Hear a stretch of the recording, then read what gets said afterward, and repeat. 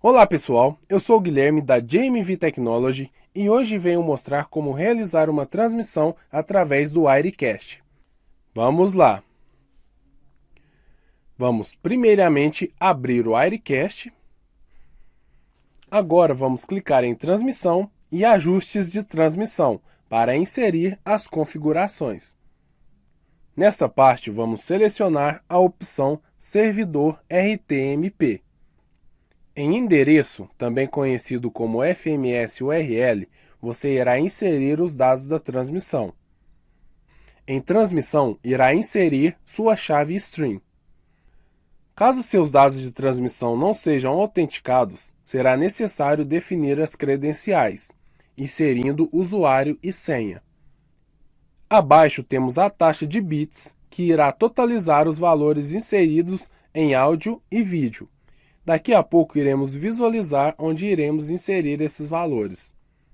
O atraso da transmissão é o buffer, isto é, você pode atrasar a sua transmissão realizando um armazenamento temporário. Agora vamos clicar na pequena engrenagem logo à frente de codificação e clicar em exibir detalhes. Em pré-ajuste do codificador, vamos selecionar uma das opções que possuem o formato H264. A largura e a altura se referem à resolução, isto é, a quantidade de pixels que sua transmissão terá. Em quadros por segundo, você irá selecionar de acordo com a sua câmera e transmissão. Para palestras, o indicado é 30 e para eventos esportivos, 60. Você irá selecionar a taxa de bits, bitrate, conforme o seu plano contratado. Lembrando que sempre deverá observar a soma do bitrate de áudio e vídeo, pois eles darão o total do contratado. Em qualidade, quanto mais rápido, melhor terá que ser o seu equipamento. Vamos abaixar o quadro-chave para 90, para ser compatível também para as redes sociais.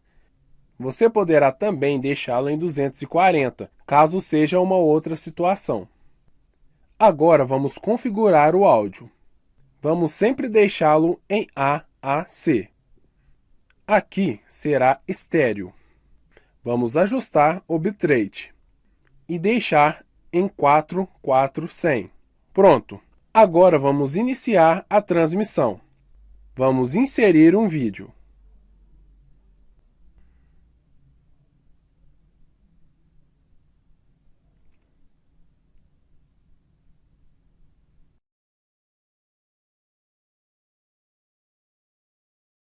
Colocá-lo na área do ao vivo e clicar no ícone para transmitir.